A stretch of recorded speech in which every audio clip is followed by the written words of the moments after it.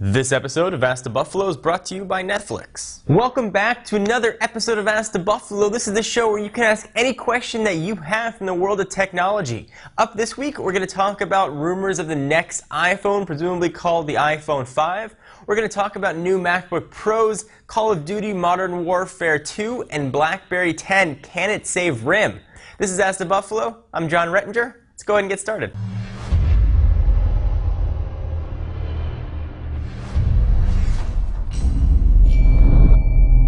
So earlier last week, we heard reports that Apple was going to use a new metal called liquid metal in its next iPhone update. Now, it's not actually liquid, it's a stronger alloy that looks like stainless steel, and that's what user TechIt wants to ask. Hey, John, do you think Apple will use liquid metal in their next iPhone? So the advantages of potentially using liquid metal means the phone can be thinner. It can also be much more durable. The material is widely available. Supposedly, their supply chain has been severely cut by a giant purchase of liquid metal material. So yes, I do think Apple is going to be using liquid metal. They've always been on the cutting edge from a material standpoint for what they're using, and they've been certainly known to buy up massive amounts of materials for their products. If you think back to the original iPhone, when they bought really almost all the Samsung solid-state drives, it looks like they're up to the same shenanigans here with liquid metal. So for your iPhone 5 coming probably in the October timeframe, you expect it to be thinner and more durable. So when you drop your phone, hopefully it's not going to crack on you. Alright, so keeping up with the Apple Talk user, this guy, I'm not even going to try to pronounce that name. He would ask, John, I really want a MacBook Pro, but I don't know when Apple normally refreshes the line. When do you think they'll get refreshed this year, making it a good time for me to buy? Well, Apple's Worldwide Developer Conference is quickly approaching in early June, and that looks to be a perfect platform to Apple to debut a new redesigned MacBook Pro line. We've been hearing rumors for a while that the MacBook Pro is going to get a MacBook Air-esque refresh. We're not sure whether or not they're going to completely ditch the optical drive like they did with the MacBook Air, or maybe the MacBook Pro line is going to go away and be completely rebranded MacBook Air. Maybe the MacBook Air line is going to go away and it'll be completely branded MacBook Pros. That still is yet to be seen. The chipsets are ready, so the new i5s and i7s are available. Apple doesn't have that many new products ready to be announced right now. The iPad just got a refresh. The iPhone doesn't look like it's coming until October-ish, meaning that the MacBook Pros are probably a perfect candidate to get that fresh, redone coat of paint. So wait just about a month before you pick up your next MacBook Pro. So keeping up with names I can't pronounce, this guy wants to talk about Call of Duty Black Ops 2. He asks, hey John, did you see the Call of Duty Black Ops 2 trailer? Thoughts? It takes place in the future, first of all, and there were horses. There have been rumors of time travel going on. It looks to be completely different from that first-person shooter that we've seen across really all Modern Warfare titles. So good or bad, you're not really going to withhold judgment until I actually get a chance to play. I love first-person shooters, but I do think that the Modern Warfare titles have gotten a little bit stale. Now, certainly the sales numbers would disagree with me because those things sell 1 to 1.5 bajillion copies every year that a new game is released. But it does look like they're going in a completely new direction with gameplay and engine. We're at a point now in the console's evolution, Xbox 360 and PS3, where developers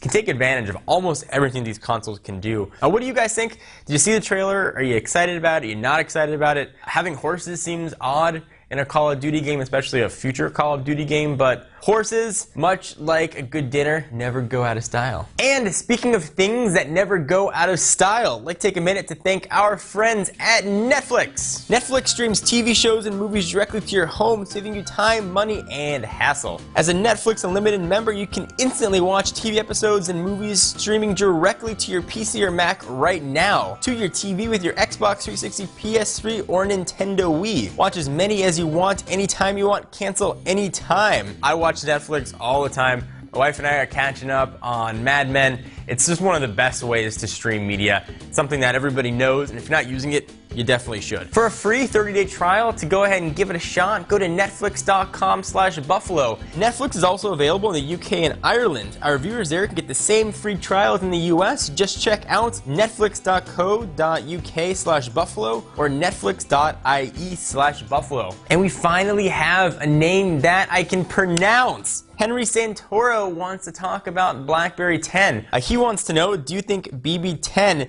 is enough to save BlackBerry? And that's user Henry Santoro asking that question. I am actually a huge fan of QNX. I think it's a really elegant operating system. I loved how it worked on the playbook. I think it's a great way to multitask, and it is true multitasking. It's an elegant interface. There's a little bit of a learning curve, but it works very well. I think had BlackBerry 10 been introduced in 2011 or the end of 2011, or perhaps even now in early 2012, could have changed RIM's features. It's that good an operating system, or at least it looks to be that good an operating system. However, what RIM was showing at BlackBerry World was not BlackBerry 10. It was a watered down version of BlackBerry's tablet OS version 2.0 put onto a phone. And the phone's not final design or final hardware design, but it is sort of a sense of what we might see. And it looks good, and it looks great, but I don't think it's good enough, I don't think it's great enough to make an impact in a very, very crowded and condensed mobile operating system space. Where I think RIM's really going to hurt themselves is with developers. I know they're offering tens of thousands of dollars to get developers to write apps, but if you're a developer right now and you've got an idea for an application, and you could code for either iOS, Android, Windows Phone, or BlackBerry 10, what would you choose?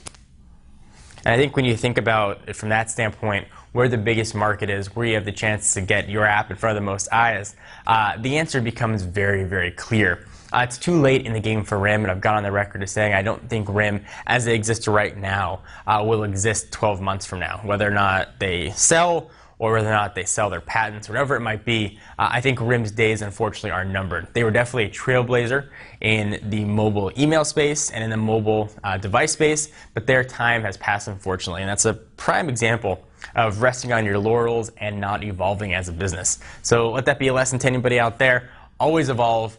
You want to look where your competition is not where your competition is, and RIM stopped doing that years ago. We'll be back every Monday, Wednesday, and Friday with new episodes. Every Monday is my mug with Ask the Buffalo. Every Wednesday you get to see John Q's pretty face showing you the latest mobile applications from What's the Apps.